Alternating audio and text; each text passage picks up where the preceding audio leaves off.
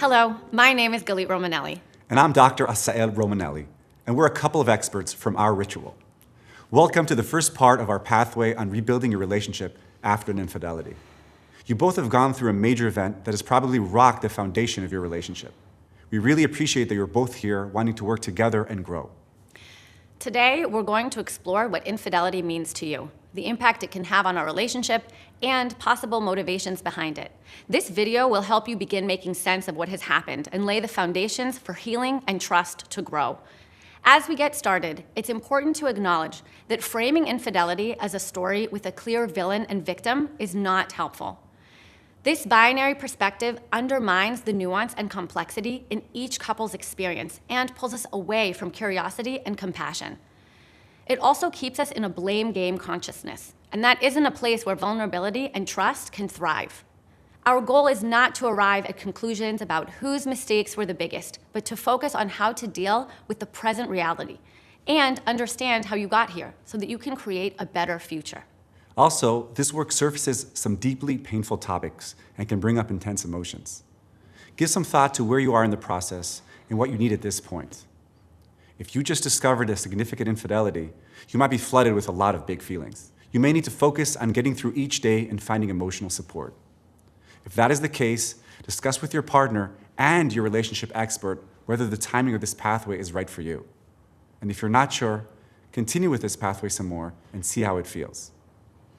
It's important to mention that completing this pathway does not assume that you will definitely stay together. Infidelity is a fork in the road for most couples. Some will remain together and rebuild, while others may separate or divorce. Both of these options are completely legitimate, and part of the work is figuring out what is right for you. Infidelity can take many forms, and its definition often varies from one relationship to another. For some, it's strictly physical, an extramarital affair or sexual encounter. For others, emotional infidelity, such as sharing intimacy, secrets, or vulnerabilities with someone outside the relationship, may feel just as painful. In the digital age, online connections, including flirting, sexting, or virtual relationships, add new dimensions to how trust can be breached. What all forms of infidelity share is a break in the agreements, whether explicit or implicit, that form the foundation of a relationship. It's more about the meaning of what happened to the partners than the actual details.